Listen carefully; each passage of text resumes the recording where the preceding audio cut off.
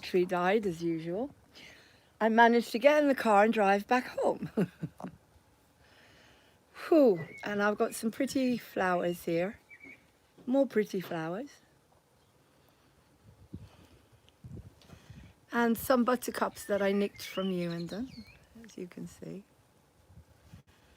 And but on a more serious, well, I don't want to be serious, and I don't want to upset. I'm not here to be serious, as you know, but I'm here to be realistic. But so what I was talking about, being here for you guys, especially for people that are struggling with. I'm not allowed to be in the sun too much, as you know, guys. So I've got Baba Bertha's towel around me, just in case. This is Laurene, not Baba Bertha. She's in the Caribbeans with her million toy boys and the puppy, if you know what I mean. And she says that about Laurene. I'm getting confused now, but who am I? Between Baba Bertha and myself. No. Honestly, guys, I'm in a good position here. I'm in the way that I don't have to be around anybody I don't want to be around, and so for that I am very grateful. For crying out loud, I'm grateful. It's like Meatloaf. For crying out loud, I love you. For crying out loud, I love you. I am having chocolate oat milk with oat milk.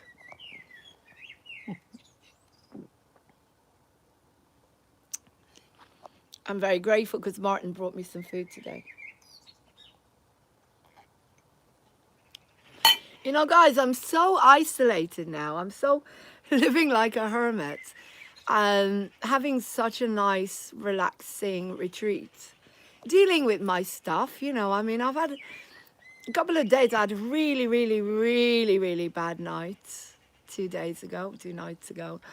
And it was just really dealing with the ascension stuff, dealing with stuff that you think you've dealt with. The real issues. Like one of the issues, I always say to you, you're never upset for the reason you think. So if somebody upsets you in the moment, this is from A Course in Miracles, it's not likely that you're upset with them because of that moment. You're upset because of something that happened to you in the past or as a child maybe. And I've proven that time and time again, especially with the therapeutic community.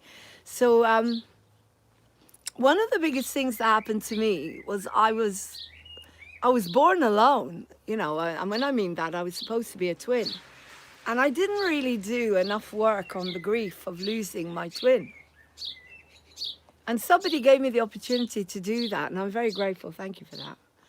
They said something, and it just pushed me very, very far back. And so I was lying in a little ball, crying and dealing with that, with the grief. The birds are very vocal today.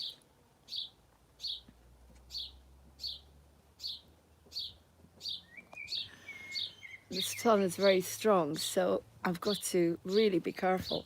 Look, I'm not going to completely abstain from the sun. That's ridiculous. As I said, if I was sick, I would be sick by now.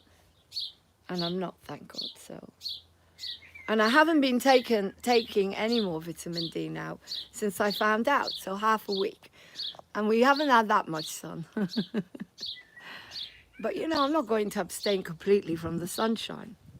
My mum always used to say to me, the best time to sit in the sun is after 3 o'clock because it's not going to be as strong and it won't be as dangerous. And you wear a hat and you wear some flowers in your hair.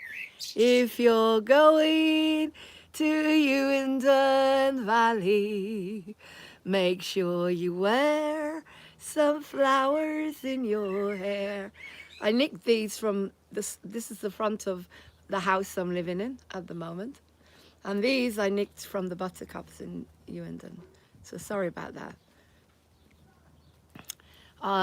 Sorry, nature, but I just want to wear some flowers in my hair. Hang on.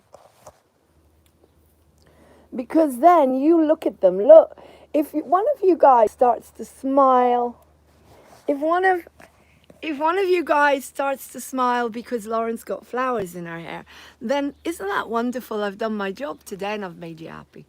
That's it. I've done my job. Goodbye, good night. Have a nice life. That's what Jesus says, believe it or not. You know, I'm not religious, but in A Course in Miracles, Jesus says, you don't have to do anything except be happy, because when you're happy, you make another person happy. Now, you can be dealing with stuff, you could be dealing with really serious issues and still be able to do like maybe an hour a day where you're smiling and wearing flowers and making people laugh or making them happy, making yourself happy. I'm not saying I'm not dealing with my issues, I am. And there's always butterflies in my stomach of what's coming next. Because I don't know, do I? Like you all, I only know what I'm told. And I pray to God that what I'm getting and what Janie and I are downloading when we do our tarot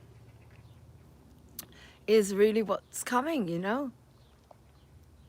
But we do know that, well, I've been told to buckle up. And I had a big dream last night. And in this dream, I saw what I knew. Oh, this smells wonderful. Smell it. Smell it. Oh, I don't know what it is. It smells beautiful. It's got a really sweet smell. But that's what they make perfume out of flowers, don't they? They make perfume out of flowers. So, so what I was saying is, if I hadn't gone through what I went through 5 years ago, there's no way I'd be on here now, smiling and giving you love. You know, all I wanted ever was a loving family. That's all I ever wanted. I wanted to do a little bit of my performing. And when we went to Edinburgh, I had a loving family, remember? It ticked all the boxes, going on, doing the shows with my loving family. And that I would have said was the happiest time in my life. I've had other happy times when I was doing shows and when I was grieving my family, the loss of my family, with another loving family. And that ticked all the boxes. And then everybody went. And I went into deep depression, as you all know, a year ago. And I was doing my best to work, but it was very hard for me, and it got harder and harder and harder. I had massive breakdowns, as you all saw. My Sundays, when everybody went home, where I nearly threw myself into the Marlow River. You saw it on Facebook. Because I had to come home and be on my own. And it was like, no, I can't do that. I can't do it. It was too painful. I didn't want to. It was so much suffering and so much pain. But what I'm saying to you is my gratitude now is so big because, you see, you've got to move on from a certain situation before you can help others. And you can't help others if you're not happy. You can't help others. You can't. If you're not in a certain amount of peace and calm and in a space, I don't see how you could help others. It's coming from, I don't see how you could do it because, well, I can't anyway. Maybe, I don't know, let me know. Let me know if you think you can heal and love, you can heal others and teach others when you are going through turmoil, then please, I want you to explain that to me. Mind you, you can do it for short bursts, and I did do it for short bursts. What I did is I taught you how to get out of the spaces I was in through the awakening. So, but I don't believe, I can't stand here and tell you how great my life is because I don't have a family, because it's just me and the cats, and so I don't need to have these awful conversations. I am not banned from seeing my kids or my grandkids or whatever, and I am not being aloof. I'm being grateful. There's a difference. And I'm being humble. And I'm saying that I am very grateful because I can be here smiling. And if I smile, if that makes one person feel good, then I've done my job. That's it. That's it. I don't have to do anything else. because my smile will ripple and through others, and it's like paying it forward. Hopefully someone will go and smile at someone else or smile at themselves, and no one would believe it that that's how I am most of the time now in 5D, except when I'm dealing with intense suffering and grief that I'm dealing with. Believe it or not, I'm dealing with it. It hurts, but it's not going to stop me having a beautiful day today, in this moment, in the sun, smiling.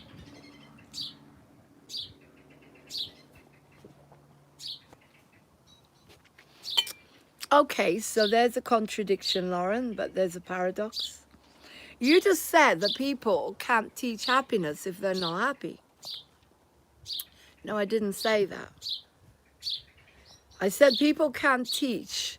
Like, I couldn't teach you how good it was to feel like being on my own until I got the realization of how good I feel on my own without having to deal with all the shit that's out there, because I don't have a family that I need to call now and listen to all the shite and all the lies and all the rubbish and all the conditioning and all the madness, because I don't think I could deal with it, especially if they don't want me anywhere near them.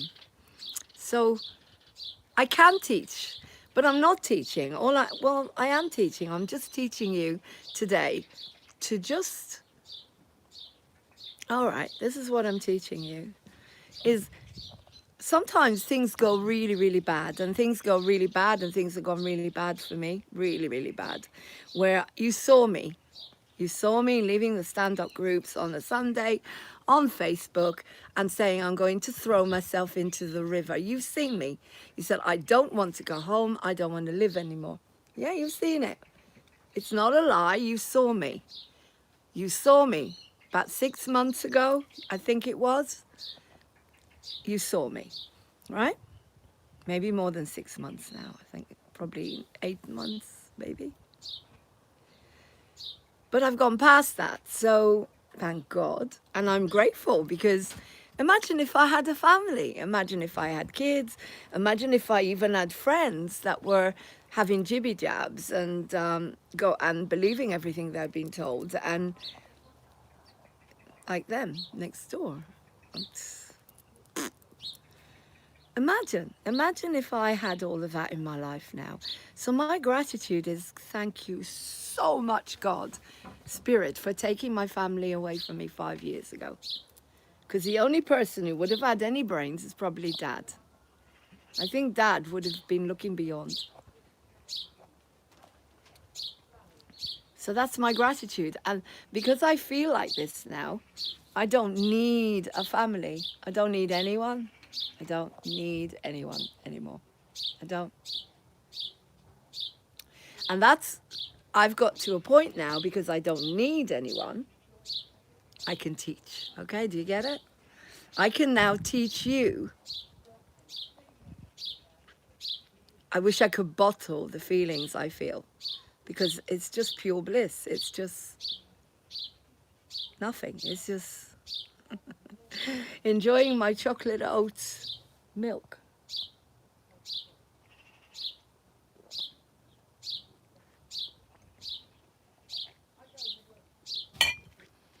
But don't get me wrong, I get triggered very quickly.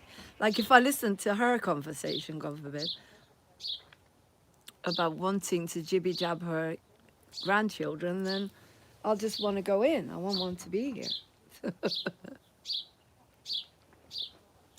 They'll learn. You know, after 9/11, I don't know if you remember, I told you I had a mass awakening after 9/11. That was a massive awakening for me. As a child that was brought up in Israel and thought that everything was black and white, and, you know, certain people were good, certain people weren't. After 9/11, I had a massive awakening, a massive meditation. And in that meditation, what we call God said to me, they'll learn. They'll learn. Yeah? They'll stop fighting over their toys, like my dad's bigger than yours. Yeah? This is my country. Look, Charlie Ward is going to interview me on the 6th of June about how it was to grow up in Israel. And then you will find out what you need to know. Things that you don't know, things that you need to know to understand. If you don't understand yet, Israel was never called Israel and Palestine was never called Palestine. There were no Palestinians and there were no Israelis. There was Canaan and a lot of pagans. And apparently God, the God that I don't believe in, the God that was made up, the vengeful God that people, that you can believe in whatever you want, the vengeful God told Abraham to go to Canaan to go and kill all the pagans. And that's where there weren't any Jews, but the Israelites, they were promised, or this bunch of people that were told that they were the special people, and I don't believe anyone is special. Abraham and his gang.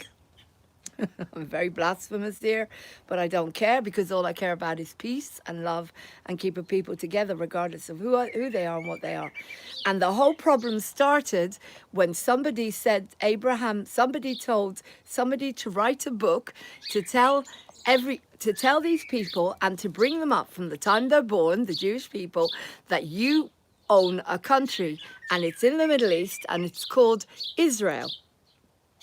And the reason they went there to save their lives after the Holocaust or whatever, to live in peace with the Arabs, and that's a fact, until the mandate got there, and that's what I will be telling. The lovely Palestinian people and the Jewish people were friends. They loved each other, they got on, they had great times together until Balfour came and he destroyed it. And the mandate, the British people, the British Empire created the situation in the Middle East. Not the people, and I'll always tell you that. But it was all based on a book and a story that Abraham apparently was told to take over the land of milk and honey and Canaan and kill all the pagans. Now, I'm a pagan, you're a pagan, a lot of us are pagans. What does it mean to be a pagan? This is a pagan. A pagan is someone that puts flowers in their hair. A pagan is someone who loves nature, right? That's a pagan. Whoever told you otherwise is lying to you. That's what pagans are. And so Abraham was told to kill me, people like me, and take over that land and give it to his people, the Israelites. And that was the beginning of the end.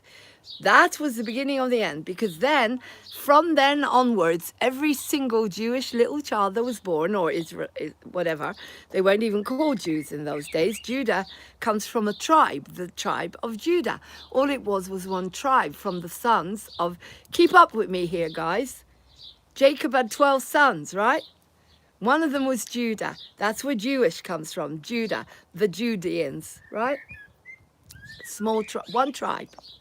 But every time a child was born, it was drummed into their head that the land of milk and honey, Canaan, belonged to them, right? And that's where the problem started, at the beginning. There's no such thing as Palestinians, and there's no such thing as Israelis. There's no such thing as Jews. There's no such thing as Christians, and there's no such thing as Buddha. There's no such thing as anyone. You're all the same. Everyone. You're all the same. God created you. God created it, that energy, that consciousness, created the world. God, love, created a world for all of you. And then at the end, he decided to create Adam. And then Adam wanted a mate, so he created Eve from Adam's hip, if you don't know that. And that's why a man has one less hip than a woman, okay? Because God took part of Adam's hip and created Eve. And that's how you got man and woman. And then there was pure innocence, apparently, till they ate from the land of knowledge, from the apple, okay? And then they woke up and realized they were naked. So walking around naked is not wrong, because Adam and Eve walked around naked until they ate from the tree of knowledge, and then suddenly they realized, oh my God, I'm naked. Their innocence went. And this could all be a story, because that's what A Course in Miracles tells us. This is just a story. So if you lived in a culture where you can walk around naked, then Nobody will arrest you. If you live in a culture like the UK, well, it's a bit cold, but today isn't, and walk around naked today, you'll get arrested. And they'll say you're mad. Why? That doesn't make you bad. It doesn't, because if you live in Africa where everyone walks around naked, that you won't get arrested. You'll get arrested if you don't walk around naked. So, guys, wake up, for God's sake. This is all stories and conditioning and lies, and you all put in your little boxes. And now they put you in another one. They've stuck you in another one, right? And they've told you, this is it. This is how you're going to live now forever. No, you're not, because this is the time you're going to end it all. You're going to look them in the eye and you're going to say, feck off. I'm going backwards. I'm going back to the beginning of time here, when God created me innocent, without even a fig leaf. I'm channeling this. And I am free. This is my Garden of Eden. You will never tell me what to do again. I don't want to wear a fig leaf. I don't want to wear clothes. What are you going to do about it? I'm not saying go out there. You know what I'm saying. You know what I'm talking about. You need to go back to the basics. Start again. I can't see if anyone's putting any comments on it, so the sun is too strong. Whoever's watching is watching. I do this because I'm teaching you. And I'm teaching you guys the truth. The truth is what you were never taught. Not one of you was taught the truth. From the time you were born, you were taught lies. And even before that, you heard from the womb, you heard your parents talking bollocks.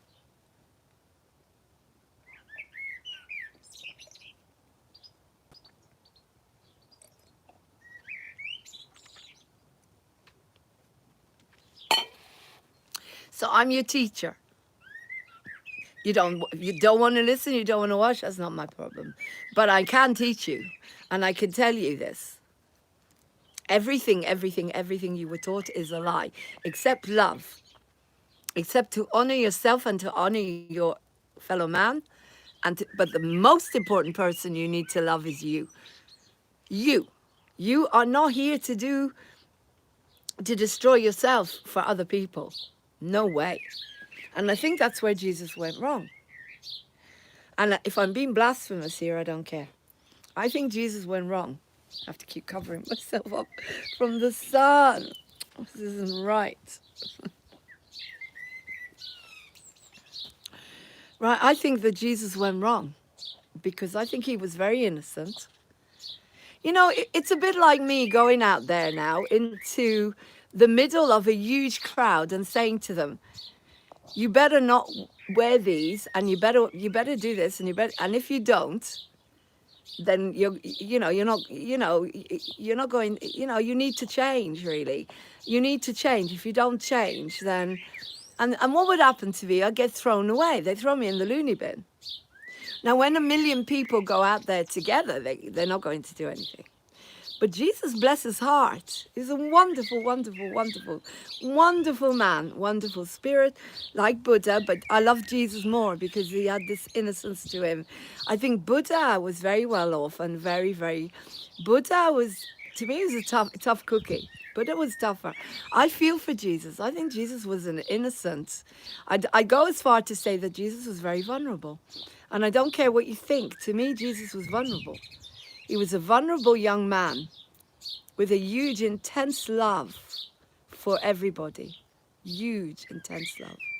That he forgot about his own self-worth. He forgot about his own self-love. And he got himself crucified. And I don't care what people think, what I say. It's a free world. Jesus got himself crucified. He didn't need to be. He didn't. And when he does Gethsemane, when he sings, I don't want to drink your cup of poison, God. I don't want to. Please, I don't want to die. And it always whooshes me in the heart, especially when Ted Neely sings it and goes into top key. You know, he says, if I drink that cup of poison, nail me to your cross and kill me or whatever. Is that the answer, God? Do you really need to take my life? He was just a young man. Oh my God. I always feel so sorry for Jesus. Whenever I watch Jesus Christ Superstar, my heart breaks for that young man that I feel was too vulnerable in the time that he lived. Because he was so full of love and he was so innocent. Jesus was too innocent. Too innocent. And then they took his teachings and they destroyed them. They went out and they killed people in the name of this beautiful, oh my God, I just want to cry. I want to cry when I talk about what happened to Jesus, because he was just this innocent little buttercup. That's all he was. This innocent little flower. He was innocent. Jesus was just pure innocence. That's all. Pure innocence. Innocence. That child that was full of love and took this journey on, that he didn't need to be crucified. He could have saved his life. You just need to back off and go in and isolate and keep away from them. And I think that's what our big lesson is now, guys. That is our big lesson, because if I go on here and tell you everything I know, I'll be wiped off the planet and I will be crucifying myself. Do you understand? That's self-sabotage. So to me, Jesus sabotaged himself. And as I say, I don't care if anybody calls out blasphemy. Why would you call it blasphemy? He's here to teach. And when he came back with the Course in Miracles, that is the teaching of Jesus that was channeled through Judah Chuchtman in the 70s. He said it. He said, do not crucify yourself. He said the crucifixion is a metaphor. Everything is a metaphor. Jesus never died on a cross. It's a metaphor. But we have been taught to tug at our heartstrings because we're so attached. And because we're, you're so attached to people that when I think of Jesus and I think of him being nailed to a cross, I want to burst out crying. But of course, in Miracles, Jesus said that never happened. He said it's a metaphor. Everything's a metaphor. Garden of Eden's a metaphor. Pure love and innocence is the only thing that was there. And then the ego came in as the snake. It's very difficult to read A Course in Miracles. It's very confusing. It's more confusing than reading the Bible. However, this is the interpretation. Course in Miracles was channeled to a psychologist called Judah Chuchtman in the 70s. They were having a lot of fights in the office, and she closed her eyes and she sat there and she wrote it all out in order to create peace between her and her colleagues. Now, this will go on moving on TV. This is very important. Course in Miracles is the new teachings of Jesus, and all it is love. If you don't know what A Course in Miracles is, it's free. Ask me and I'll teach you. All it is love. And it's telling you that everything you learned is a lie, that you're not supposed to have special attachments. You're not supposed to have special relationships. So where does that take the twin flame journey? Interesting. Well, because, I tell you where that takes the twin flame journey, because in the 5D, you are complete. The twin flame journey doesn't exist in 5D, because in 5D, all you are is love, pure love. And A Course in Miracles says there is only love. In the 3D, which is the physical, where we have our issues and our attachments and, oh my God, I can't live without my twin flame stuff, that is all 3D. And so what Jesus is telling you, that when you're in 3D, the ego is playing with you. The mind and the ego. And that's when you suffer. That's when you ring up your family. Look, I'm in 3D too. I couldn't do it. I take my hat off. I take everything off. Not literally, but you know what I mean. To anybody who has to talk to a family who are not awake and don't understand what's really going on. And they call you stupid and an idiot and they isolate you. I'm giving you the biggest hug now. Feel it. I love you so much. I don't know how you do it.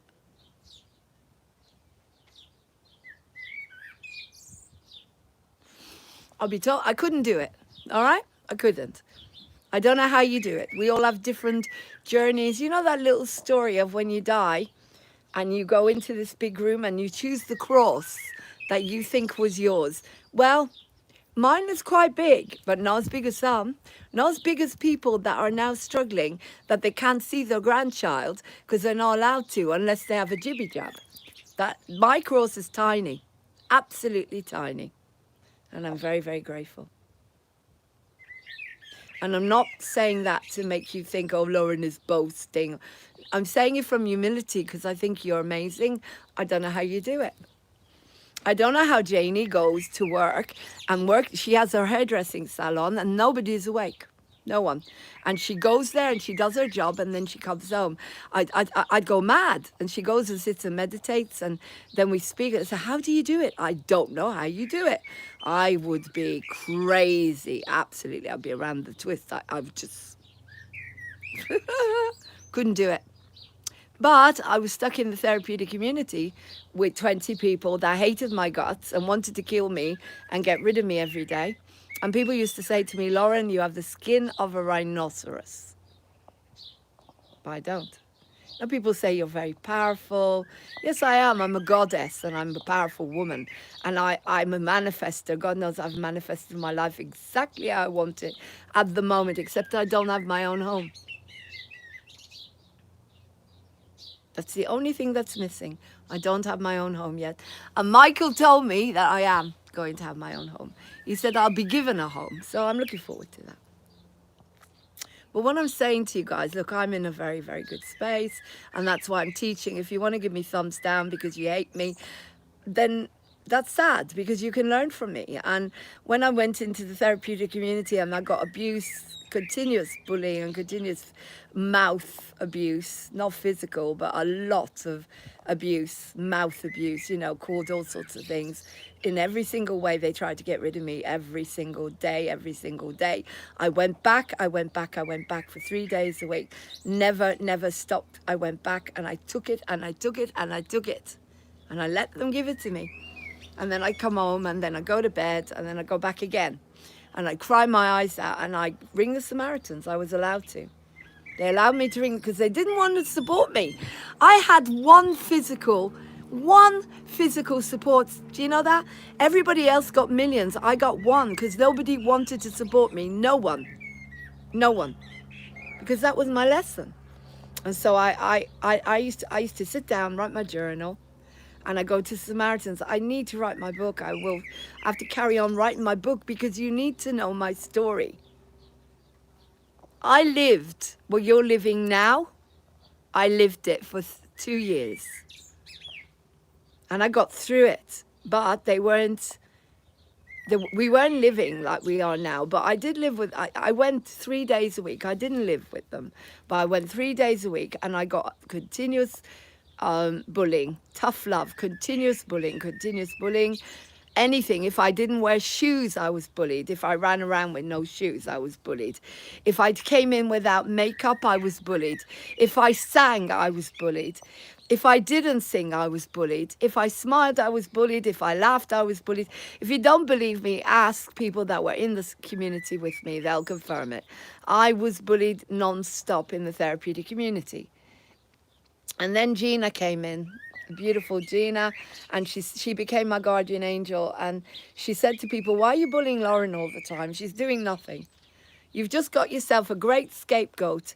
And Laurene would sit there and I just took it. After a while, it was like, I was cried a lot. And do you know what? They made me feel like a 10-year-old child who was being bullied, continuously being bullied. You don't know my story. This was on the NHS free. I was bullied continuously. The staff never supported me. They wanted me to get myself out of it. So no one supported me. I used to ring up. Nobody wanted to answer the phone to me. So I had to ring the Samaritans. I asked permission and the staff allowed me to ring the Samaritans to talk to because I had no one. And it wasn't fair. I did not have one physical where we get together. No one would support me to go in the community. I'd ring my bell and we'd all come together and I got people and they didn't want to support me. No one wanted to support me. And you know what? That was the best thing that could have happened, because they tried to get rid of me 4 times. They hated me because I was older and I didn't have children. Guess who I represented? I represented their parents. I represented the people that had hurt them. And they all came in there blinkered. And yeah, I dropped myself in it continuously. Of course I did. Because that's all I knew how to do. The staff used to say to me, Laurene, why are you stirring it? Laurene, you came in here and you dropped all your bombs. You brought Israel with you. Can you just... And I said, but I don't know what I'm doing wrong. Yeah. Here comes the diva. Go and do the washing up. That was it. Go and do the washing up, Laurene. I did the washing up. Then they picked on me when I cooked the rice because you cook rice differently in Israel. I'm not kidding you. I got continuously bullied. And one day I was on my knees thinking, why is this happening to me? I'll never forget it. It's in my book. And I went home that night and I said, I don't want to go back, Martin, please, I don't want to go back. I'm not going back there. I was a year nearly and I thought, well, if I don't go back, I'm dead. They'll stick drugs in me because I'm depressed. I got no life. I've got no work. I can't function. I'm halfway through my journey. If I don't go back there, I'm finished. I'm dead. Where will I go? They'll stick me in the Tyndall Centre. They'll stick electric shocks in me because I just couldn't function. Not because I was mad, but because I'd been abused and I was shocked. And I was feeling like a 10-year-old child. I was feeling my feelings and that's what I had to do. So I went to bed that night and I had my massive awakening. And in that, I don't know if anyone's watching, but this will go moving on TV. And if you want to learn from it, it's up to you. It's in my book, Chapter 8. You can get it from me or you can get it from the Positivity Centre. They got loads of my books. I haven't taken them back, even though I'm not allowed to go there. They've got all my books. It's called Simply Amazing. Ask them. Pay a $5. I don't give a shit. Learn. Chapter 8. Learn. Please don't leave. Don't just not get my book. You can have it for free. I don't give a shite. Well, ideally, give a $5 and then make sure that they give it to me. Give me something because I have nothing to do with that anymore. I'm banned. I can't talk to anybody there. I'm banned. So please make sure if you go to the Positivity Centre and you want to learn about my story, which keeps me sane on a daily basis, and I got rid of a mental illness without medication, then the Positivity Centre have got about 30 of my books and my cards. And so go there because they're just lying there and you have a right to have my book. So take my book and give them what you can afford, please, because that they shouldn't be lying there. If not, contact me and you can get the book from me. But what I'm telling you is I felt like a 10-year-old child. I was bullied continuously. I went to bed that night and I had a night terror. And in that night terror, I have to keep reminding myself of how strong I am. I woke up and I said, I'm not going back. I don't want to go back. I don't give a shit that you knew that I was abused by the dentist continuously, because that was how I woke up. And everybody knows my story. That's what Moving On Theatre was based on. That's probably why I have so many issues with my teeth, because you probably did, God knows what you did to my teeth. Sounds awful, doesn't it? So I woke up and I said, that's it. I said, I don't want to go back. And that's when the light bulb went off. I had told my mum and dad. It was their responsibility. Mum and dad sent me back to the person that was abusing me. My parents did it. They were innocent. They didn't know. They didn't believe in that. They were innocent, but they were stupid. I forgave them a long time ago. But what I'm saying is that was my massive awakening. That was the massive awakening. If it wasn't for that now, I wouldn't be here.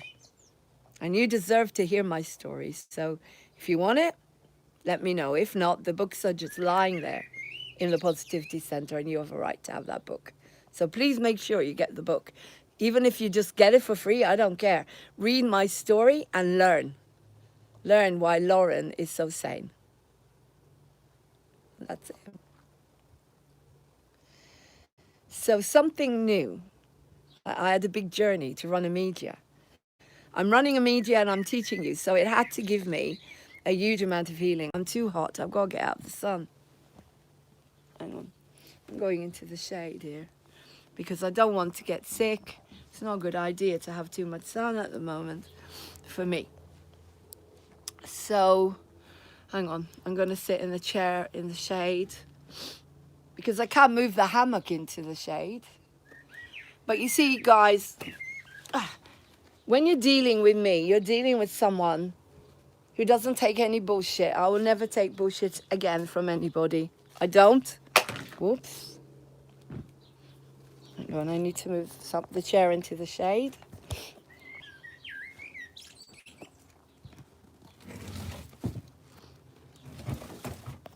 It's too hot. And unfortunately, I'm going to have to wait for the sun to go down because I don't want to be sick from the sunshine. That's Sod's law, but there you go. When you're dealing with Laurene, you're dealing with a goddess. So, you know, I'm not saying that in order to keep you, to say that I'm better than you. All I'm saying is I've had a massive, massive, massive, massive, massive life. And if it wasn't for that massive life, I wouldn't be here now. I've had so much suffering and pain. Nothing like the kids are going through and nothing like other people, but I've had a huge amount of suffering and struggle. And that's why I'm here. Before I was born, as I say, I lost my twin. And the suffering that I went through the other night was, oh my God, I've never done any work. I've never hated my twin for leaving me, ever. Never. I've never hated my twin for leaving me. I never felt that kind of pain. Never. I never felt that kind of pain. I never hated my twin for leaving me. Hang on, I can't see. Wow, you're watching me. Thank you. Thank you. I'm really grateful you're watching me. I am so, thank you guys. Thank you. I never hated my twin as much as I did 2 nights ago for leaving me alone in the womb. Because my little baby in the womb believed, my little child believed that if my twin had not left me, I would never have gone through so much pain as a child. I wouldn't have gone through abuse because my brother would have protected me. He was a boy.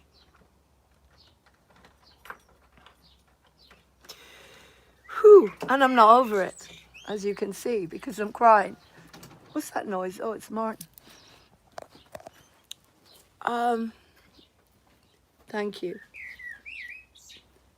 But I've got 6 people watching. It's so cool. I'm so grateful because now I can tell you the story of the therapeutic community. I can tell you now my real life story and you can get happy. But I'm going to tell you one thing, guys. If you want to be happy and well, you're going to have to go through so much. You're going to have to go inside and you're going to have to feel your pain. I'm sorry, but there's no other way to do it. You can't do it any other way.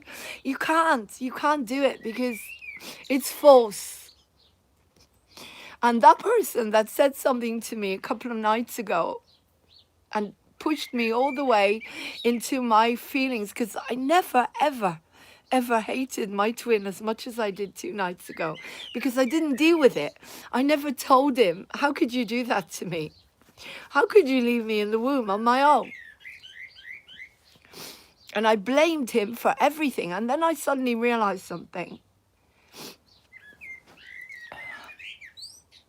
Because he told me, because I'm able to communicate telepathically. I know who he is. He's alive in this lifetime. And I confirmed it. It sounds crazy, but it's true. But the thing is that I was able to communicate telepathically with my twin, who's alive now, and ask him for answers. And he told me, that's your biggest journey. If you don't deal with this, then you can't move on. And he also told me that we had made an agreement Now, if you're a spiritual person, you'll understand that before you're born, Louise A says it, me and my twin made an agreement that he was not going to come with me into life, that we were only going to be in the womb for a short time and then he was going to leave me. So how can I be angry then? Because I made the decision. The problem is that when you're reincarnated as a fetus, you forget everything. I remember the second he left, because I went there inside. I know. 5 years ago, I figured it out.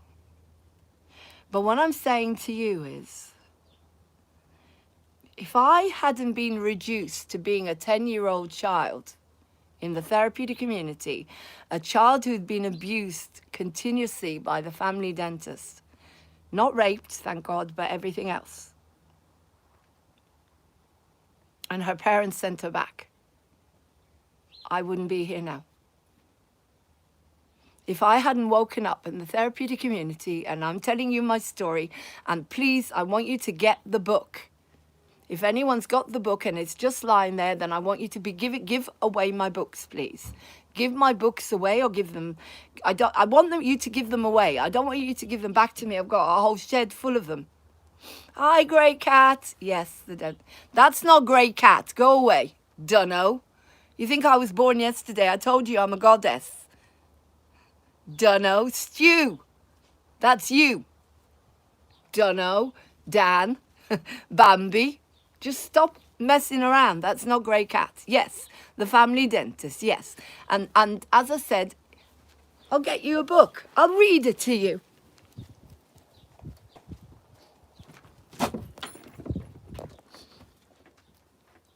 I'll read it to you. Where's my books? I've got a whole box full of them. Here. We're in my shed at the moment. You're in the shed. This is what's in the shed.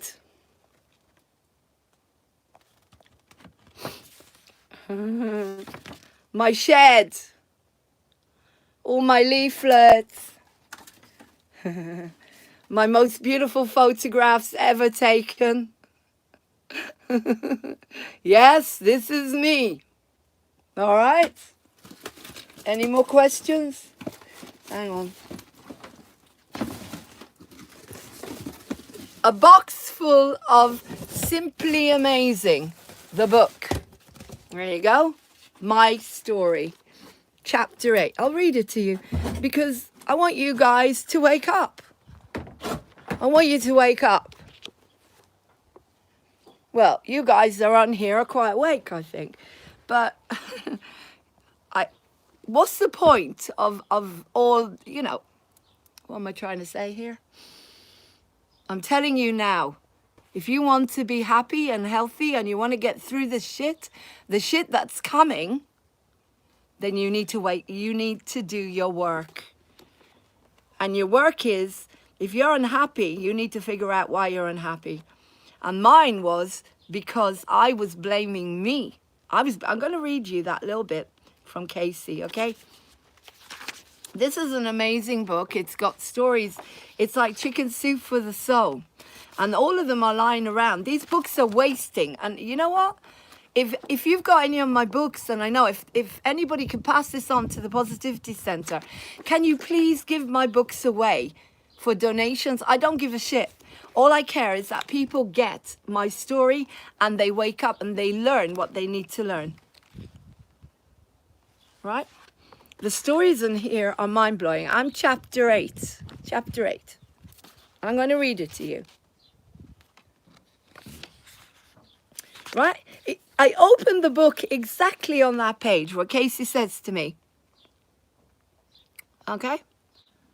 Right. Casey says, it sounds like you were a troublemaker in the therapeutic community. I said, yes. He says, it sounds like they thought you thought of you as a troublemaker. And I say, yes, I was. But finally I thought, hang on a second. Why does everybody hate me? You're going? Yeah. Right, okay, see you later. Bye. Okay. Hang on. I'll give you a hug. Okay. Martin's here at the moment. Say hi to Martin. He's come to, what did you come to do? Cut the grass at the front for starters. Thank you. Oh, it's kind of you. Bye. Love you. Bye.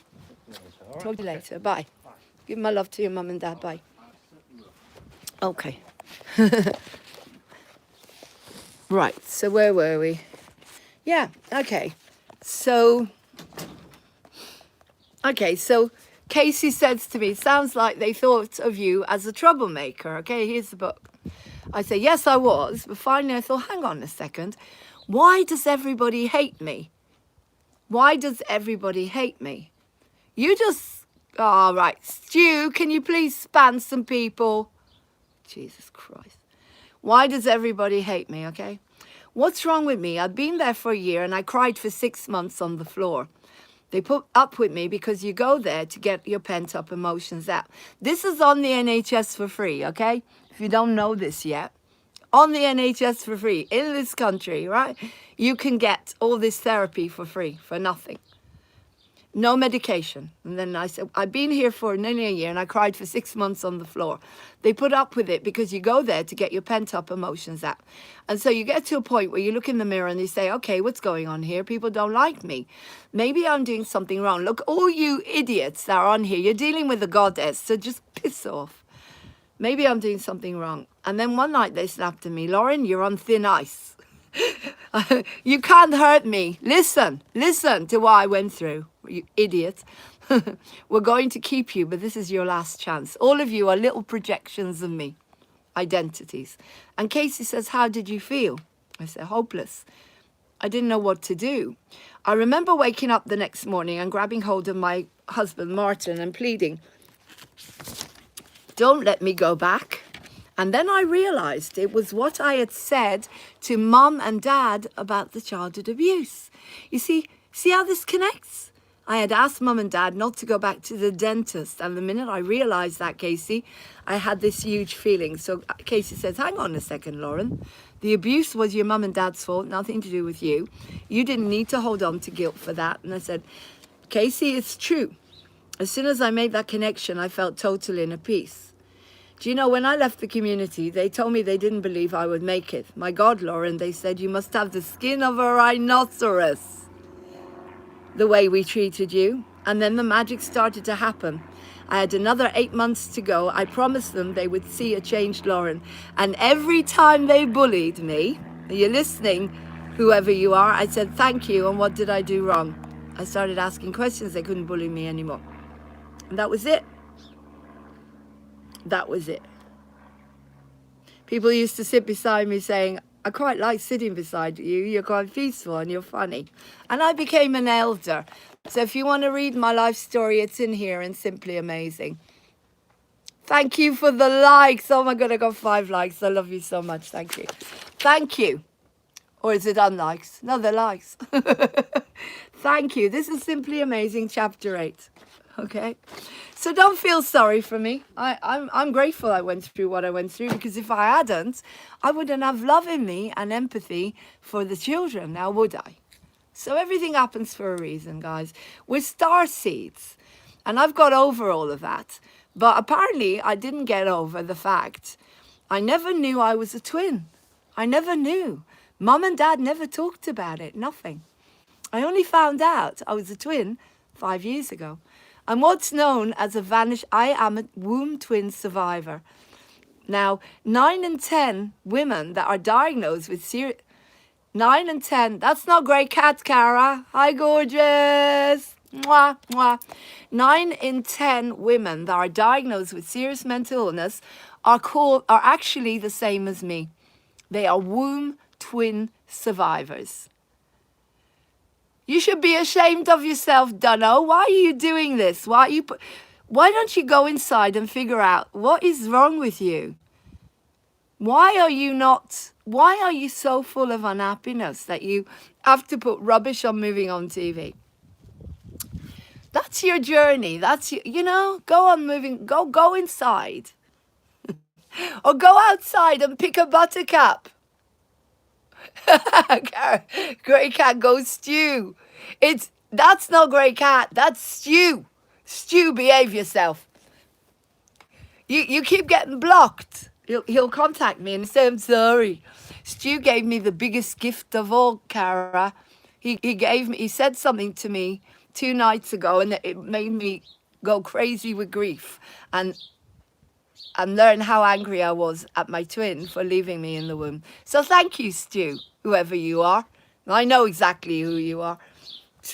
As I say, no one could bullshit me. And I did a massive tarot reading on you, and I know exactly who you are.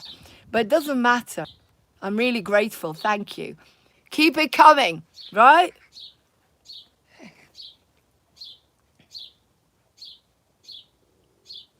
Wow, listen to the birds. So I've got to such a level that Martin can come over here and we can have a hug, and then he goes home to his family, and that's it. And I'm on my own, and I'm happy. Can you imagine?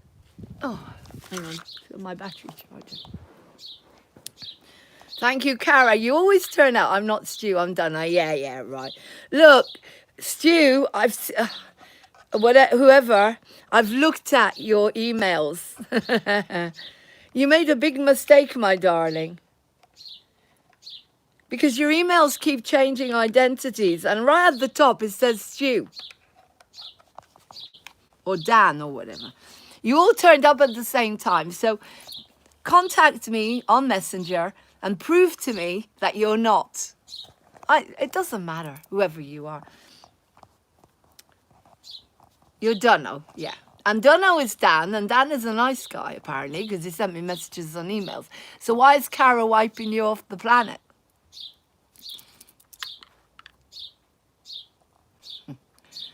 Guys, I feel really grateful because all I've wanted to do is tell my story so you guys can get well. Liam! No, Liam's a nice guy. Oh, really? How'd you know? It was you and your baby's brother's soul contract. Yeah, exactly.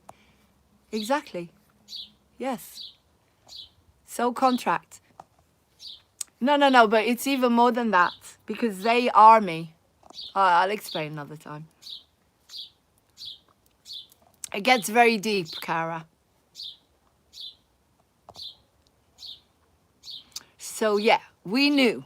We came together, exactly. Or it came together, that energy. So don't feel upset. No. It's not. Cara, sweetheart, I'm not talking about me. I'm talking about the ego, and you have to bring up the emotions. Oh, Ellis Murgatroyd. Wasn't Murgatroyd from Harry Potter? Ellis Murgatroyd. I know who Ellis Murgatroyd is as well. I've done a big tarot. Me and Janie did a massive tarot. And we know exactly what's going on. So whatever. Ellis Murgatroyd is the King of Pentacles. Figure that one out. Stu is the King of Cups. And Liam, what was Liam? Liam is Temperance. Liam, that's not Liam. Okay, I'll tell you why that's not Liam, Cara. I'll prove it to you. Okay, because Liam speaks perfect Hebrew. So unless somebody's been studying Hebrew for the last 10 months, that's Liam. Liam speaks perfect Hebrew, Cara, so that's not Liam. It's just somebody pretending to be Liam. They're just messing around. You know, don't wipe off Stu or Liam. They're just messing around. Unless they say things that are like, you know. They must have said things like, you know, or else you wouldn't have wiped them off. Anyway, what I'm saying to you guys is, no, don't hide your feelings. If you feel angry, you need to feel angry. You can't move on. You have to feel it. Feel and heal, feel and heal, feel and heal. And so I curled up in a ball and cried my eyes out. And I felt the anger. And then I connected telepathically to my, whoever I needed to my twin who's alive. And I know exactly who they are. The energy of that twin is in somebody, and I found them. And so I connected telepathically, and they told me everything because they're very wise. Their higher self came through, and they sent me healing the same way as they sent me healing the day before the anniversary of my father's death. And I'm very lucky that on 5D I can do that telepathically. So, but you have to feel, Cara. You have to feel, sweetheart. You can't brush it under the carpet. That you're not Grey Cat. Just stop it, Dunno, or Stu, whoever you are. You're not Grey Cat. I know who Grey Cat is. Grey Cat is a Grey Cat. And I've got proof. Or have I? Hang on. There are ways and means to find out who everybody is. And unfortunately, if I wanted to, I could get you all wiped off the planet through Michael. But I don't want to. Let me put it that way. He would wipe you all off the planet quite happily. He doesn't like any of you. He doesn't like you, Stu. He doesn't like anybody. That upsets me. He would wipe you off the planet in a heartbeat. But I don't want to wipe you off the planet. I want to give you a chance to do your work. Because I know you are, some of you. Some of you have got about 3 or 4, one of you in particular has got about 3 or 4 identities. Oh, for God's sake, what's your obsession? Cara, why are they so obsessed with Paul? What's the problem? Why are you so obsessed with Paul McDonald? Leave him alone, the poor guy. He's trying to do his life. He's trying to run the Positivity Centre to the best of his ability. Leave him alone. I don't think he'd be messing around on here. Or maybe he does, who cares? That's up to him. Everything that happens for a reason. Yeah. What's their obsession with Paul, Cara? They never mention anybody else. Oh, they did mention Martin, didn't they? Well, I think they mentioned Martin. I don't understand their obsession with him. Anyway, I'm being facetious here, if you know what I mean. I know exactly who's behind all of this, and I know exactly what's going on and whatever. As I say, I'm a psychic medium, I'm a tarot reader, and if it's not me, then Janie will come up with the answers. And we know exactly what's going on, and I'm not telling anyone, that's private.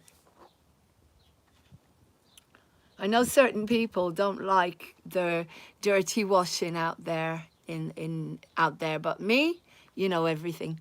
I don't show you my dirty washing, but I show you everything else. I tell you everything you need to know. So what I'm saying to you, if someone says something to you, like someone said to me the other night, and it hurts as much as it hurt me, and I had to go inside to realize, Jesus Christ, superstar, Buddha Ove Kanela, as Baba says. I didn't know that. I never knew that I'd still hanging on to so much anger and rage, and I really didn't know that. Thank you. Everything happens for a reason, and I'm very grateful. And that person sent me the message, and you know who you are, and then they went, and they left me with it all night to deal with it for a reason. And you know who you are. And thank you. Because if they hadn't, well, then I couldn't deal with it. And so I believe everything happens for a reason. And now I'm okay. I'm not saying I don't feel angry now. I feel the sadness, it's grief. And we're dealing with the little child inside, guys. You're not dealing with an adult Laurene. You're dealing with my little child. You're dealing with a baby. You're dealing with a child that went through turmoil in her childhood and really believed that Big Brother would have been there to protect her. Do you understand what I mean? A little girl that grew up with no protection because mum and dad were always working. And so she had no one. She walked the streets with her sister. We had no one. No, we didn't walk, for God's sake, not like Piaf. Mind you, my sister was taken into something, unfortunately, when she was very young. But I'm not going to talk about her life. This is not about her. I'm talking about my life. And I'm talking about what lives inside of you, your little child. Those of you that are playing on here, like Rick Productions, you're playing because you never got a chance to feel your feelings as children. So you come on here and you say a stupid thing like, I've had a poo, which is just childish. Because you want to play, because you don't want to take responsibility, which is fine. I don't give a shit. It's up to you. I play as Baba Bertha. Yeah? I do my playing as Baba Bertha. I don't abuse other people like you do. But if you're doing it in order to push my buttons, then I'm grateful, because whatever you've said to me, and the worst things that you've said to me, are brilliant, because you've said things to me like, do you hang around schools, Lauren? Which is, you know, I'm a freedom fighter that fights for kids and has gone way beyond. And I'm the child that was abused. Are you not ashamed of yourself for saying that now? Because if you're not, then there's something wrong with your heart. That's all I'm saying. You know, it doesn't upset me, but I'm the child that was abused. Do you understand the difference? So, whatever. If you don't have a heart, then I don't know how to help you, because I believe you all have hearts. I don't know why Rick Productions has to be so disgusting, because it's not funny. I'm sorry, but you're not funny. You're just disgusting. There's a fine line between funny and disgusting. If you say once, I've had a poo or I'm farted, then it's funny. But if you keep along that line, it's not funny. Watch Baba Bertha and learn what real comedy is, right? Watch Mrs. Brown's Boys. Learn what real comedy is, because you're not funny. You're not. If you want to learn how to be funny, there's a skill to it. And it doesn't mean saying what you do isn't funny. It's just out of order. It's just stupid. It's not funny. I've looked at some of the stuff that you put on, and I'm sorry, but you have talent, which you could use for the better, but you're pathetic. Your humor is pathetic. It's not funny. No one will put you on, and I won't put you on here. But you have talent. You have talent, Rick Productions. And talent can be, just sit with yourself and let the real comedy come through. Baba Bertha is funny. And she has healthy boundaries to the point where she rings up blood banks and offers her blood to the NHS. Did you not see that? The pranking you wanted her to do. But she doesn't do that to ordinary people. She upsets businesses. She upsets the groups that are destroying people's lives at the moment. Not ordinary human beings that you think that if I was a different person, you could have pushed me into serious depression. Do you not understand that? But I'm not an ordinary person. I'm a starseed. I'm a goddess. You see? You think that's funny? Yeah, silly. It's stupid. You're just... I don't understand. What, are you testing me? Do I poo in your hands? I mean, that's not as funny as when me and Luke and Emmanuel were on there having a serious discussion, and you came on here and said I did a poo, and that was very funny. Because we were... Do you see the contrast? But what you just said there, I mean, doesn't do anything. Sorry. Now, I'll give you an example of how to make up a real joke. It's like, hello there, I'm Baba Bertha. How are you today, grey cat? Look, I know you're not grey cat. No way are you my grey cat. Because my grey cat is lovely and fluffy and friendly. And I'm telling you, they don't put messages like that on Baba Bertha. Now look, I'm 129 years old. I've got too much sunshine in me. I'm so happy. Oh my God, I'm the happiest person in the world. The happiest person in the world. Now that's funny. Do you understand? Because it's satire. Do you understand what satire is? It isn't funny. Ask him how bad it stinks. That's funny. Cara's funny. How bad does it stink? Now that's funny, grey cat. But did you see what I did with comedy? Right, let me break it down for you. Rick Productions. Just listen, all right? My name is Baba Bertha, right? I'm 129. Now, I've had a test. Vitamin D is the sunshine vitamin, right? It means that I should be happy. And I am the happiest person in the world, right? And then she takes People are the luckiest. And she goes, I'm the happiest person. I'm so happy. I'm the happiest person. Oh, shut up. Stop making fun of me Irish accent. You see the satire there? Do you understand the difference? Do you understand? That's comedy. What you're doing is not even kindergarten jokes. Cara was funny when she said, how does it... Well, Bobo come in and somebody said, can I poo in your hands, right? Don't you have a toilet? Oh, for God's sake. If you don't have a toilet, then go in the cat litter. You see what I mean? That's comedy. Oh, gay cat. Oh, that's very... Why are you determined to make jokes about gay people? Do you not live in 2021, for God's sake? Listen to Luke's... Right, I'm doing Bob. Listen to Luke's. Everybody has a right to survive and be free. You know what? I think you're gay. You're gay. You're closet gays. And that's why you're making fun of gay people, because you're so scared that you may be gay yourself. So what? We're all gay. We're all bisexual. I'm gay, you're gay, Cara's gay. You're going to tell me, Cara, that you never had feelings towards a woman? That's bollocks. You have to, because you're physical and you're masculine. There's no way that you're not gay and heterosexual. Every single person on this planet is bisexual. All right? Does that help you, gay cat? Jesus. You've met the wrong person here. I have an answer to everything. So what? So you fancy men, you fancy women, you make a choice and you decide if you're going to be one or the other. You're happy for me. Oh, isn't that lovely? Who that gay cat? I know exactly who you are. Dunno, Stu. Let me not name names. You're happy for me. Well, didn't they say that being gay, you know, it means to be happy? As I said to you, we're all bisexual. Live with it. Cara, if you're still there, you're telling me you never had feelings towards a woman? I don't believe you. I'm sorry.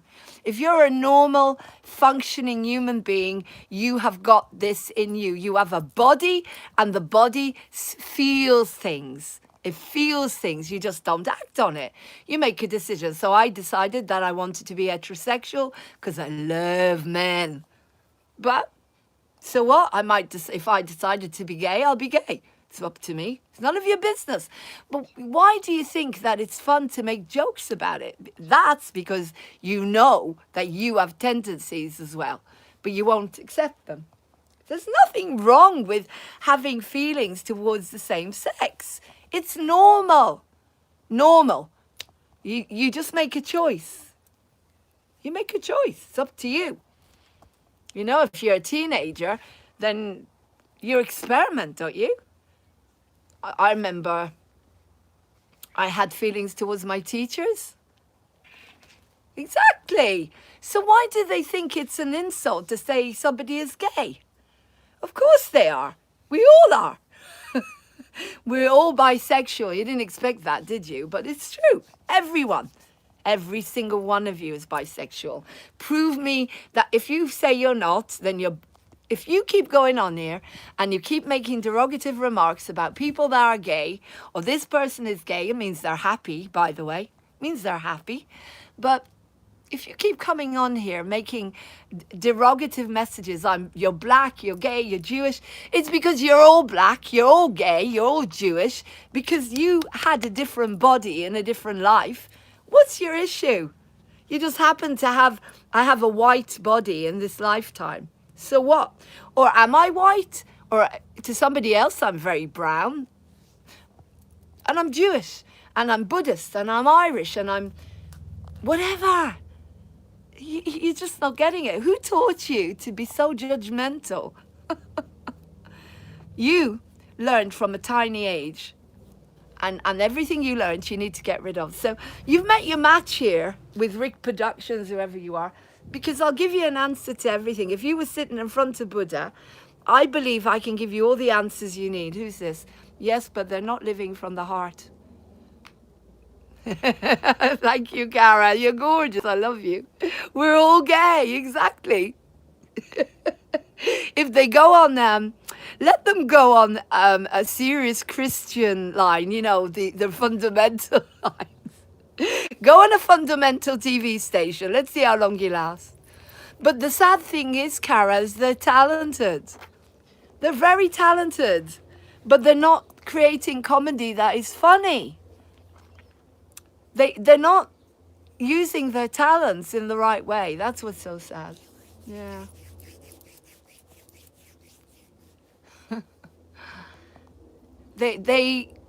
Yeah. Anyway, whatever. To me, I know exactly who they are. They're just playing. They're bored. But they don't understand that I'm a comedian and I know how to do. I can make people laugh. I've made people laugh. I've got 5-star reviews from making people laugh. And if I get stuck and I don't remember my lines, boom, boom, boom, I can make you laugh. Okay, I will make you laugh. People know how funny I am. Baba Bertha is very, very funny. And the reason Baba Bertha is funny is because she's ridiculously in victim. You have to be in victim, you know, like, oh my God, nobody loves me. And Baba Bertha, y'all hate me. And y'all hate me accent. You have to go and make it really, really ridiculously funny. Like someone who rings up a blood bank and says to them, hello there, my name's Baba Bertha. I'm 129 years old. Would you like to buy me blood? Yeah, and she did. I did it. And I'll put that on for you. I've edited it. Now that's comedy. Comedy is satire. It means when you take you become a victim, like Baba Bertha, or you become, you do something.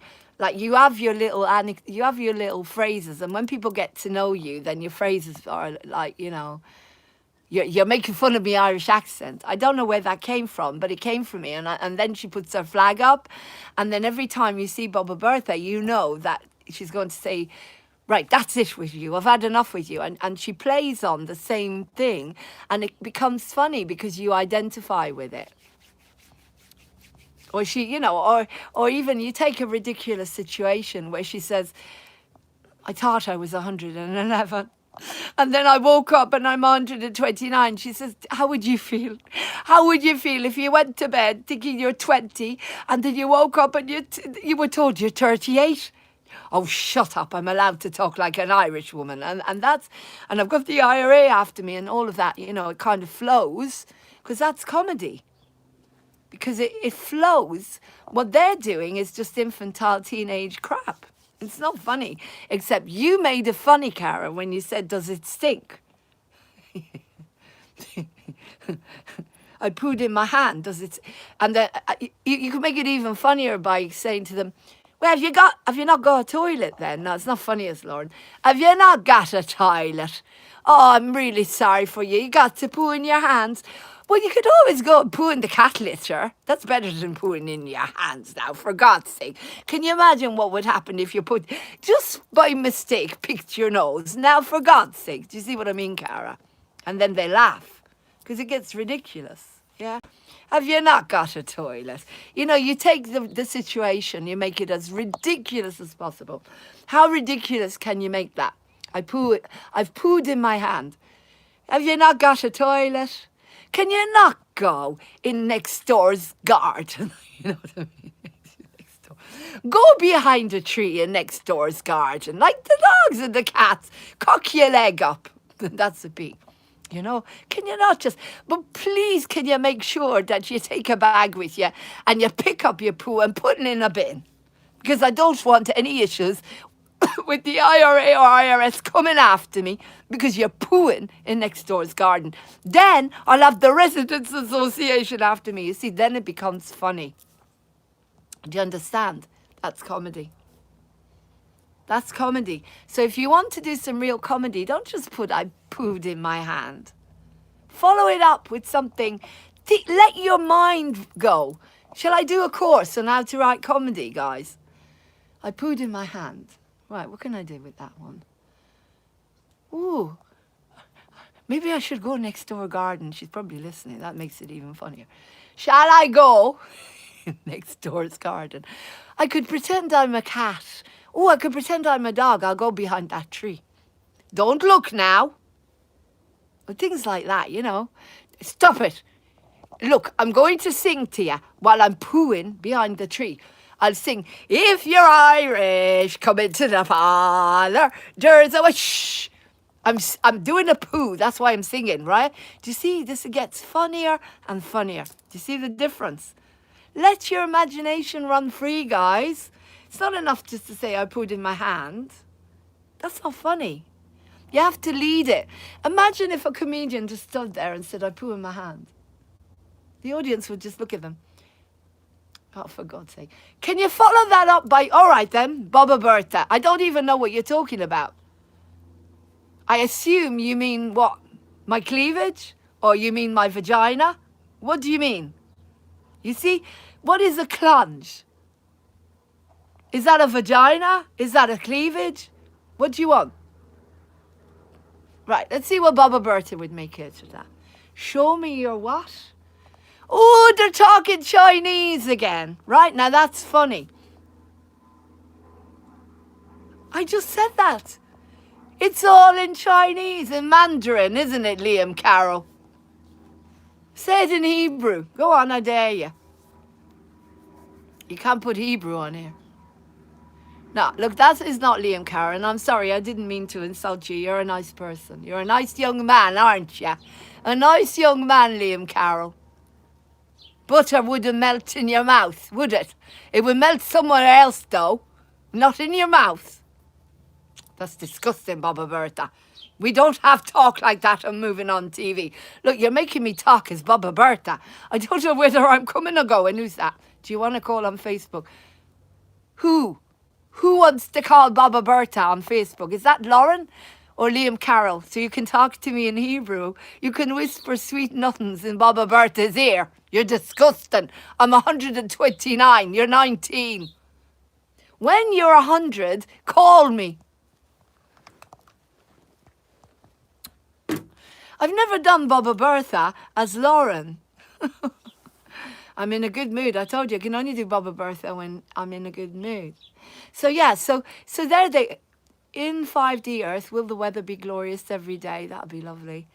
In you it will be. You've got a beautiful day every day, haven't you, Caroline? When you're in 5D, you're in 5D.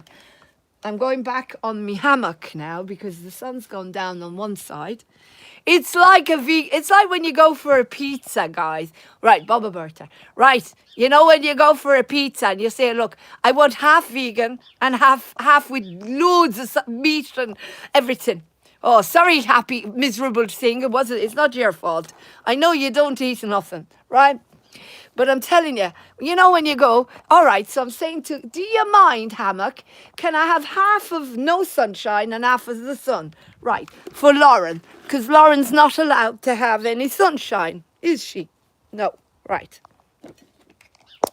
Right. And my little toy boy is on here at the moment, Cara. And he's 19 years old, and Baba Bertha's 129. So it's absolutely disgusting, this. Disgusting. I mean, talk about an age gap. Right, come on, Baba Bertha, what's the joke? What's the joke here? An age gap. I was born in 1892. Well, yes, Liam Carroll, of course, I knew you. Three reincarnations before. We have 3 reincarnations between us. We fought together in the, what's the war before the First World War? No, I can't. This is not Baba Bertha, this is Laurene, this is boring. I want to be Baba Bertha instead, it's funnier. Right, hang on. I'm going to get my orange towel. But Laurene's prettier. Laurene is prettier. Hang on. Baba? Right, let's get Baba. Where are you? Oh, I don't want to come on today, Laurene. Can you leave me alone? Can you leave me to my misery? Please leave me alone in my misery, Laurene.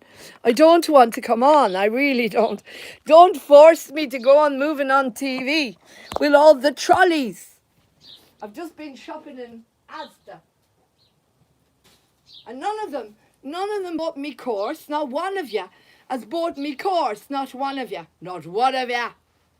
I'm getting a glass of whiskey. Just a minute. I'm going to get some whiskey laced with vodka. I'm getting me whiskey laced with vodka and a little bit of heroin for me in the beer. Just a minute.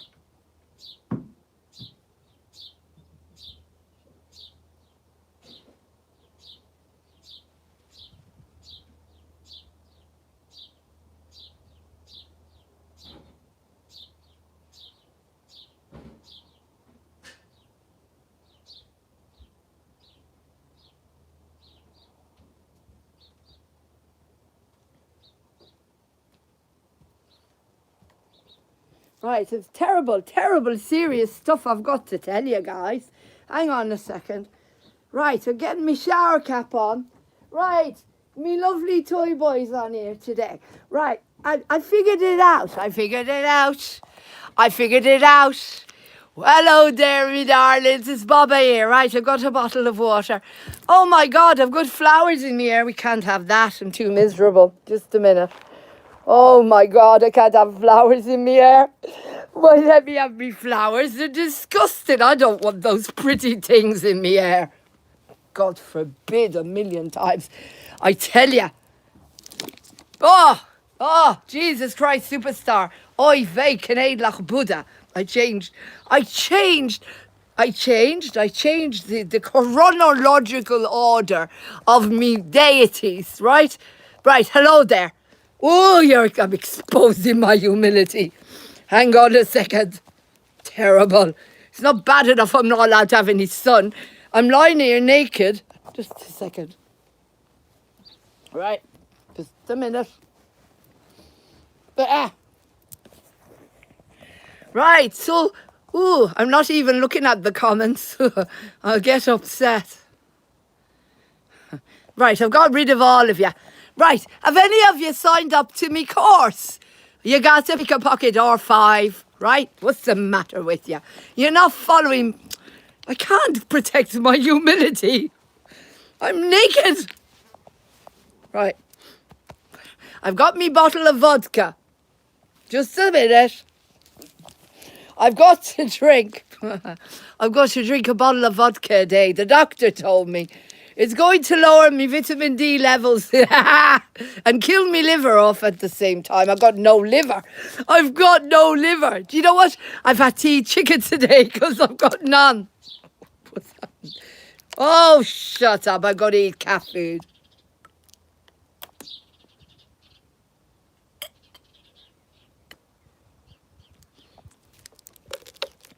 Oh, I'm getting well drunk here. Oh, I'm lying in this hammock. Oh, it's beautiful. I've got no knickers on. I'm not joking. She's so...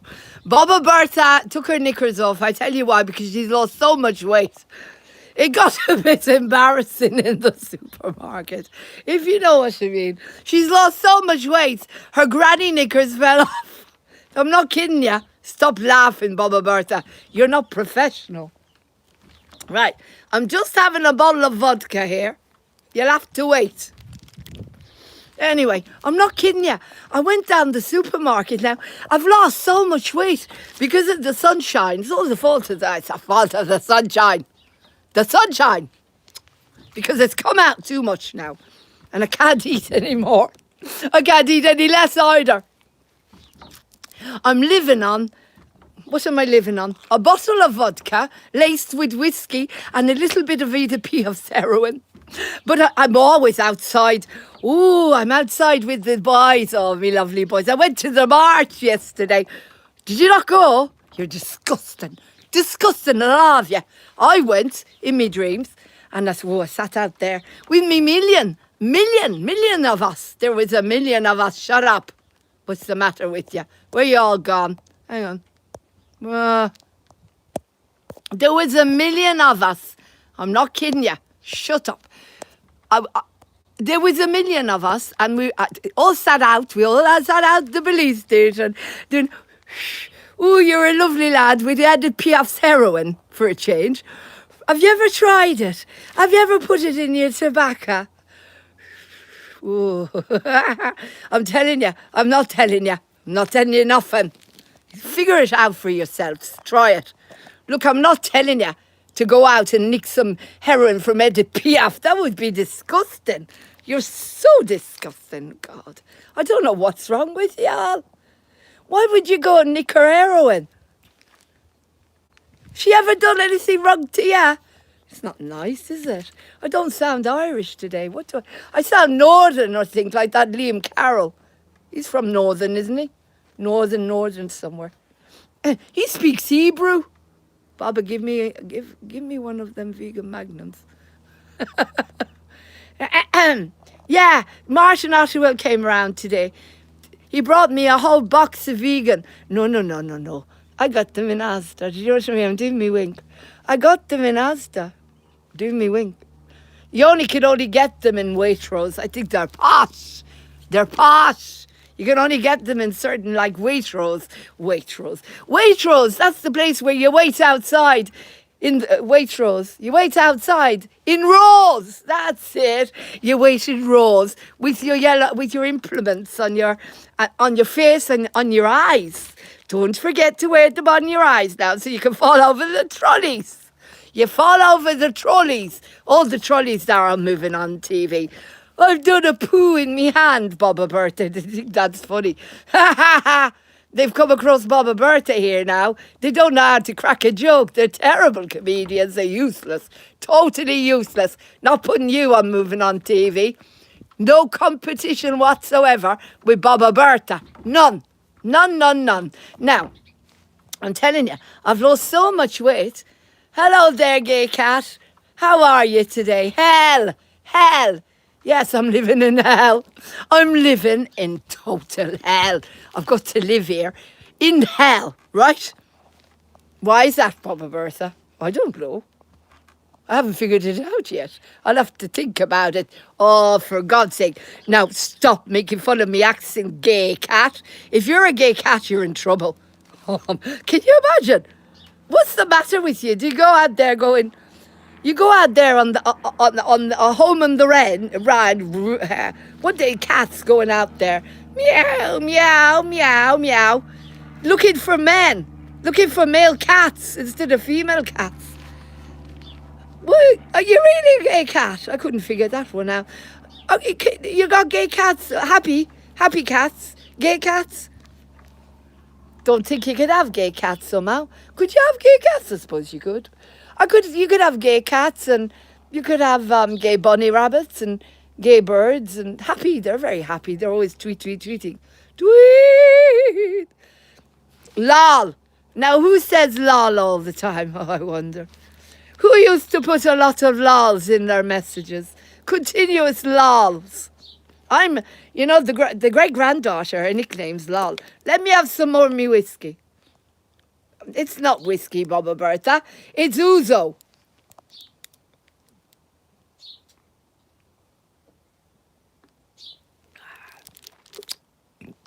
Do you know what that Edith Piaf?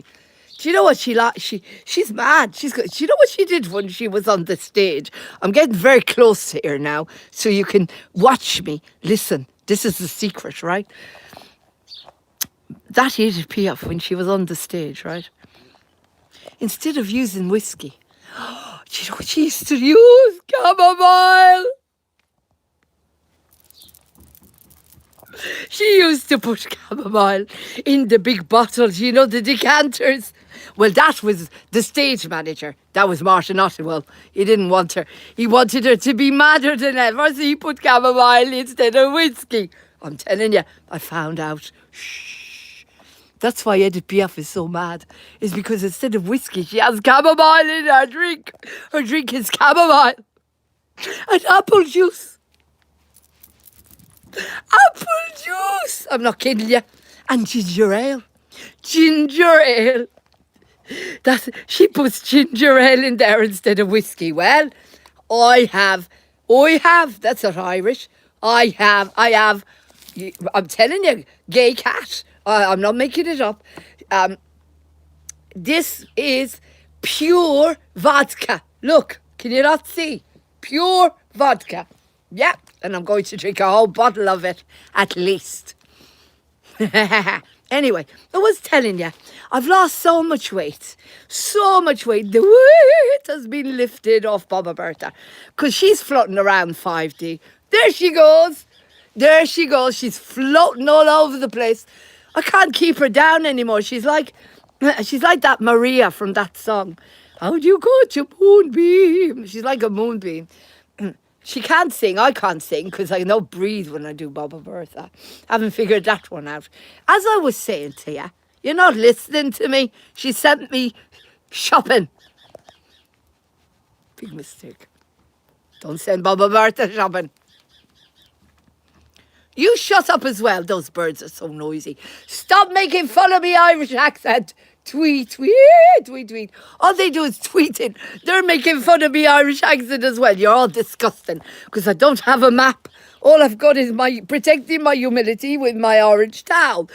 But I can. Oh yes, we have a bin. Right, it's green. Look, there you are. All right, green.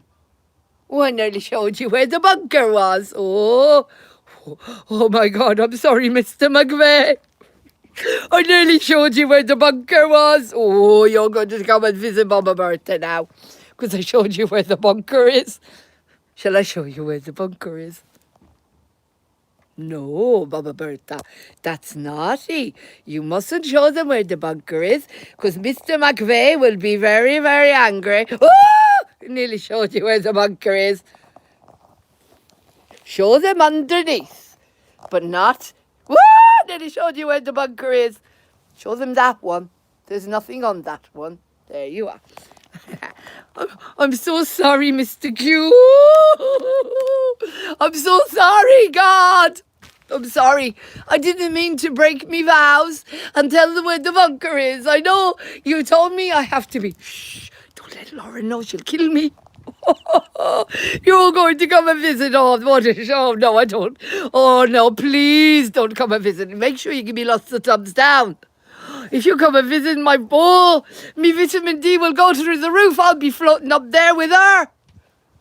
By the aerials. Oh, look at the birds. I'll be flying with the birds. Anyway, what was I talking about?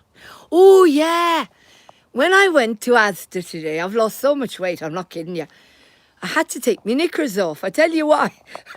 Not literally in the store. What's the matter with you? Before I went in, I've got a long dress on. Jesus Christ, superstar. Buddha oy vey Canadlach. I've changed the sequence. The sequence. It's now Jesus Christ, superstar, Buddha oy vey Canadlach, right? Instead of Jesus Christ, superstar, oy vey Canadlach, Buddha. Oh, that's not right. It's always been Jesus Christ, superstar, Buddha oy vey Canadlach. It was there. Maybe it should be Buddha came before Jesus. He did. He did. Buddha was there before Jesus. You're disgusting. I won't listen to what you're saying. Yeah.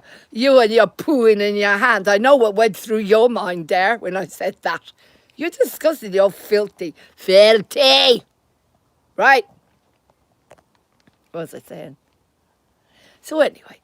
So I decided I'm going to the supermarket, but I'm not going to wear my knickers. Well, I'm wearing my knickers. I better not, because they'll fall off in the middle of the supermarket, because everything's falling off my body. Everything, I'm too thin. Oh, shut up. Not the Tin Man. If I only had a heart. Now that's how you do comedy. You want to learn how to do comedy? Yeah, let it flow, right? I'm not like the Tin Man, am I? If I only had a heart. Do. I sang that to you before. Watch me old programmes. You're disgusting. You never watch nothing. Except whoever came on here the other day and they knew all about Father Tate and Mrs. Doyle. They must be watching all me programmes. And they understood the message behind it as well. Bit strange that, isn't it? Are you on here today, gay cat? Right. Anyway, where was I? I don't know. Oh, yes, I was in Asda, just about to walk into his Asda. And so I took my knickers off in the car because I knew there's no point. If I walk into Asda, then they're going to fall off me. Can you imagine now, God? Can you imagine? Guys, I never say guys. I say you lot. You lot. Can you imagine you lot? Can you imagine? This 129-year-old woman walks in with her shower cap and she's shoplifting everywhere, obviously, because she's Baba Bertha. She's borrowing, right? Be nice. Borrowing. Not shoplifting, that's not very nice. Or you say Baba Bertha's a criminal? Now, Liam Carroll's a criminologist. There's a big difference. Why? What's the difference, Baba Bertha? A criminologist, that's like a psychologist. That's like, woo, look at that. I'm going to show you. What's that flying up there? Can you see the granddaughter? There she is. Over there she goes. Woo! In 5D, she's in 10D. 10D, I think. Oh, shut up. Shut up. I'm banning you all for moving on TV. You're disgusting. All of you. I told you. Go learn an Irish accent and then shut up. Like Liam Carroll, he talks Chinese apart Mandarin. Oh, for God's sake, why are you talking like an orange? A Mandarin? I don't understand that one. Why would he talk like an orange? Now, can you imagine an orange talking to you? It's orange, right? Oh, it does talk to you, doesn't it, Grey Cat? Or some of you, someone who's on here might get this joke. I remember once, no I don't, it wasn't me, it was the granddaughter. So the granddaughter remembers once sitting with someone in another dimension. It was in about 10D, I think. About 10D. They were sitting in 10D, right? In that positivity center. You know what I mean? That one, in your heart. And what was that? What was I talking about? Oh, yeah. They were sitting there and they were laughing. All they did was laugh and laugh and laugh. That was probably 100 years ago, or another reincarnation, I think. I can't remember. It wasn't me, it was the granddaughter. There's a tiny cell in my body that remembers it, all right? Because the granddaughter's cells, I have some of her cells. And then they were laughing. Anyway, how can I put this? Let me think. Somebody was eating a tangerine, if you know what I mean. They were going to eat a tangerine and they were peeling the tangerine and they were going to eat it. The reason I've thought about that is because of the orange, right? So this person was about to eat the tangerine. This person, they have a beard. And what can I say about this person? They might be Scottish or they may not be. They have an accordion. Now shut up, I'm not going into that. Anyway, we've done that joke many times before. So, anyway, they were about to eat it and, ooh, one person left. They always leave when I do a joke that's too close to home, don't they? Right. So anyway, they were about to eat a tangerine, right? And Laurene said, don't eat that tangerine. Don't eat it. And they said, why? Well, because it's going to repeat itself in your stomach. So it's going to talk to you. That was the joke. It's going to talk to you. My daughter Ruth in heaven, she said, think the food, if you eat the food, this must be Irish because, well, I don't know where she got this one from. Must have been from me. Well, if you eat the food and it doesn't do you, it does you harm, it's talking to you, right? That's where the joke came from. So Laurene said to this person, don't eat the tangerine, it'll talk to you. So they didn't. And that's what I meant with the joke about Liam Carroll that talks Mandarin. Why is, I don't understand. Why is he talking like a tangerine? It's not mean he's giving you indigestion and making you sick. Maybe. Yeah. I'm going to have some of my vodka now because I upset someone.